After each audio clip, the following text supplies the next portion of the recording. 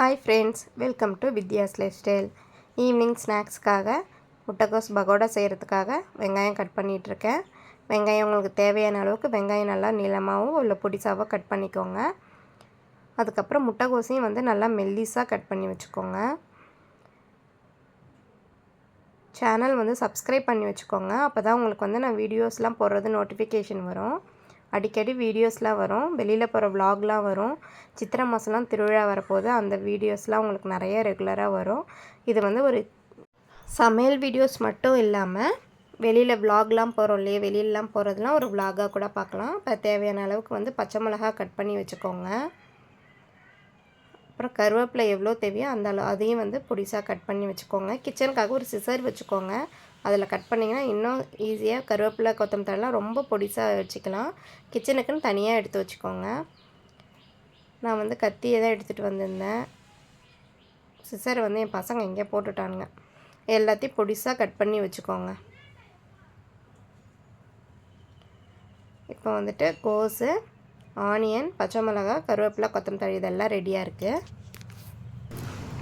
Bajji bonda mix இருக்குது இல்லையா, ரெடிமேடாக கிடைக்கும். அது உங்களுக்கு தேவையான அளவு போட்டுக்கோங்க. அப்படி இல்லைன்னா கடலை மாவு, அரிசி மாவு இது ரெண்டுத்தையும் சேர்த்துக்கலாம். என்கிட்ட இது இருக்குது பஜ்ஜி போண்டா மாவு, அதனால் நான் எடுத்துக்கேன். நான் சக்தி பிராண்ட் தான் எடுத்துருக்கேன். தேவையான அளவுக்கு எடுத்துக்கோங்க. மல்லித்தழை போட்டுக்கலாம். அப்புறம் தேவையான அளவு கருவேப்பிலை, அடுத்து பச்சை மிளகா, காரத்துக்கு தகுந்த மாதிரி போட்டுக்கோங்க. பஜ்ஜி மாவுலேயுமே காரம் இருக்கும். நீங்கள் அப்படி இல்லைன்னா கடலை மாவு சேர்க்கும் போது தனி மிளகாத்தூள், மஞ்சத்தூள் இதெல்லாம் சேர்த்துக்கோங்க. இதில் எல்லாமே கலந்துருக்கும். ஆனியன் போட்டாச்சு. நல்லா ஆனியனை நல்லா உதுத்து விடணும்.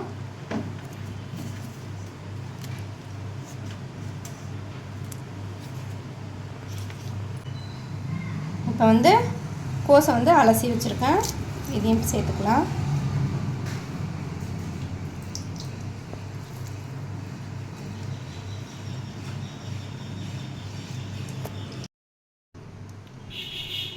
பஜ்ஜி மாவுலேயே உப்பு இருக்கும்.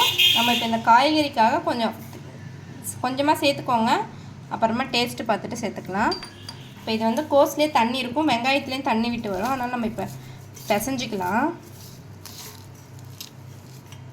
வேணும்னா தண்ணி தெளித்து பிசைங்க, தண்ணி ஊற்றக்கூடாது.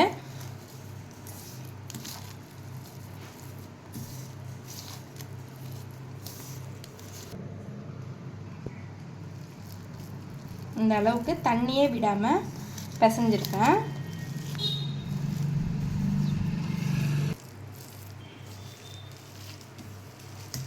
அவ்வளோதான், பிசைஞ்சாச்சு. இதை நம்ம எண்ணெயில் போட்டு எடுத்துக்க வேண்டியதுதான்.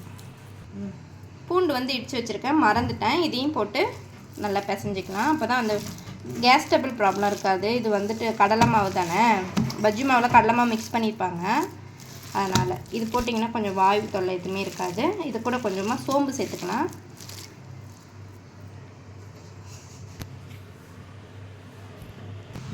கொஞ்சமாக சோம்பும் போட்டுக்கலாம். எல்லாம் போட்டால் கொஞ்சம் வாசனையாக இருக்கும்.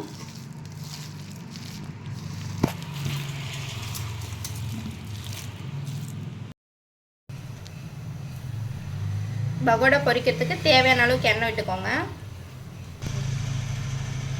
எண்ணெய் சூடாயிடுச்சு. இப்போ கொஞ்சம் கொஞ்சமாக போட்டுக்கலாம்.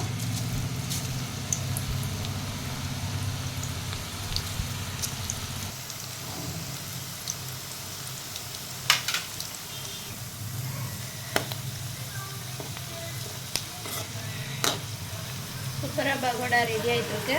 இன்னும் கொஞ்சம் நேரம் வேகணும்.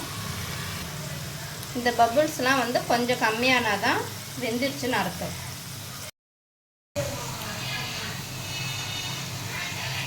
இது ரெண்டாவது வட்டி போட்டிருக்கேன்.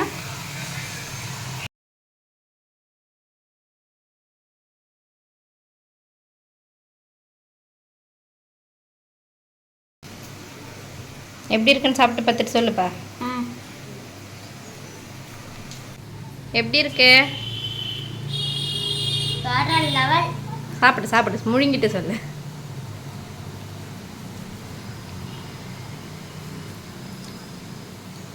ஓகே, நல்லா இருக்கா? டீ வந்து எனக்கு மட்டும்தான், அவங்களுக்குலாம் பால் வேண்டாமா.